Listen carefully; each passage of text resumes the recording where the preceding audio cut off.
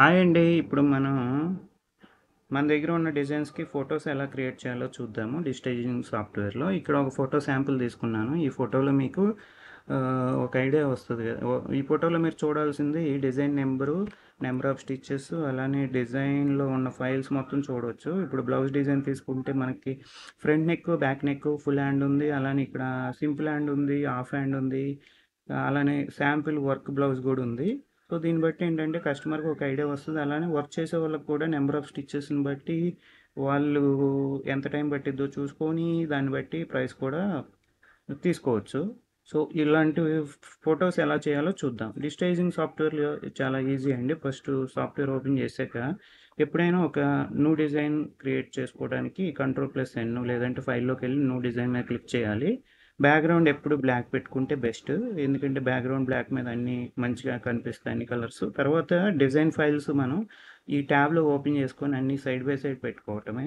So side by side పెట్టుకోవాలంటే మీరు ఏంటంటే ఒకసారి ఈ డిజైన్ ఫోల్డర్ ఓపెన్ చేసుకొని కొంచెం మీరు ఇది మినిమైజ్ చేసుకొని డ్రాగ్ అండ్ డ్రాప్ చేసుకునేలా పెట్టుకోండి. ఎందుకంటే ఇది డ్రాగ్ అండ్ డ్రాప్ చేస్తే చాలా ఈజీ. లేదంటే మీరు ఈ ఈ డిజైన్లోకి ఈ ట్యాబ్లోకి 1 బై 1 ఫైల్స్ ఓపెన్ చేసుకొని సైడ్ బై సైడ్ పెట్టుకొని మీరు ఫోటో చేయాల్సి వస్తుంది. ఇప్పుడు లేదంటే ఇంకో ఆప్షన్ ఉంది. ఇక్కడ ఇదే ట్యాబ్లో మీరు ఇంపోర్ట్ ఎంబ్రాయిడరీ ఆప్షన్ ఉంటుంది. ఇక్కడ ఇంపోర్ట్ ఎంబ్రాయిడరీ ఆప్షన్ దీని మీద క్లిక్ చేసి ఫైల్స్ 1 బై 1 ఇంపోర్ట్ చేసుకొని మనం డ్రాగ్ అండ్ డ్రాప్ చేసుకొని జరుపుకోవచ్చు. అదే డ్రాగ్ అండ్ డ్రాప్ కాదు, జరుపుకోవచ్చు. లేదంటే ఇక్కడ ఇంకో ఆప్షన్ ఉంది చూడండి, ఇంపోర్ట్ గ్రాఫిక్స్. ఇదేంటంటే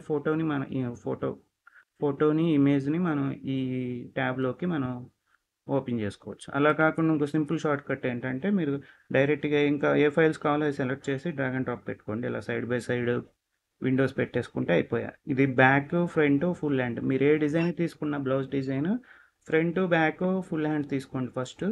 ఎందుకంటే నెంబర్ ఆఫ్ స్టిచెస్ ఈ 3 ఫైల్స్ని బేస్ చేసుకొని నేను కన్సిడర్ చేస్తాను. సో ఇది మీరు డ్రాగ్ అండ్ డ్రాప్ చేయాలన్నమాట. 3 ఫైల్స్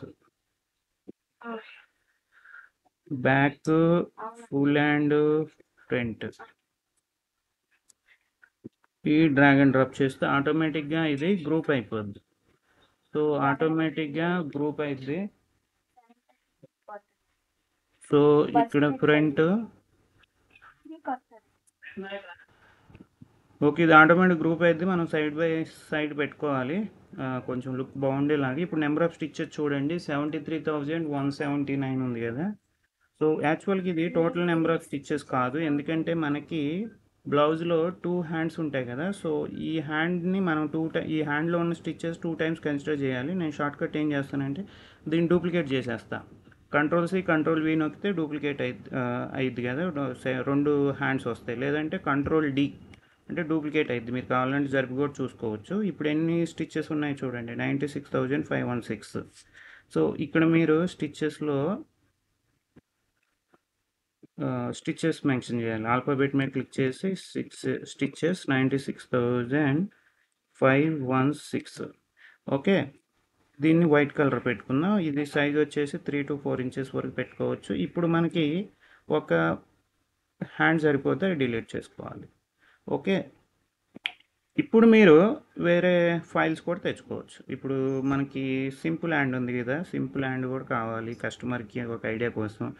అలానే హాఫ్ హ్యాండ్ కూడా ఉంది. హాఫ్ హ్యాండ్ కూడా ఉంటే ఇది ఇలా సైడ్ బై సైడ్ పెట్టుకోవచ్చు. లేదంటే మనం ఈ 3 ఫైల్స్ కింద ఇంకో 3 ఫైల్స్ పెట్టుకోవచ్చు. ఓకే, సో ఇప్పుడు కస్టమర్కి ఒక ఐడియా వస్తుంది. ఏంటంటే చూడగానే ఈ డిజైన్లో ఇది మిర్రర్ ఇమేజ్ చేస్తే ఇటు జరుగుతుంది చూడండి. ఇటు తిరుగుతుంది, డైరెక్షన్ చేంజ్ అయితే. ఇప్పుడు మీరు ఇక్కడ అబ్జర్వ్ చేస్తే కస్టమర్కి ఇక్కడ ఏం తెలుస్తుంది, యూనెక్ బ్యాక్ నెక్ ఉంది, ఫ్రంట్ నెక్ ఉంది, ఫుల్ హ్యాండ్ ఉంది, హాఫ్ హ్యాండ్ ఉంది, సింపుల్ హ్యాండ్ ఉంది. అలానే కొన్ని డిజైన్స్ బుట్టీస్ కూడా ఉంటాయి. ఆ బుట్టీ కూడా డ్రాగ్ అండ్ డ్రాప్ చేసి ఇక్కడ సైడ్ బై సైడ్ పెట్టుకుంటే అయిపోయాయి.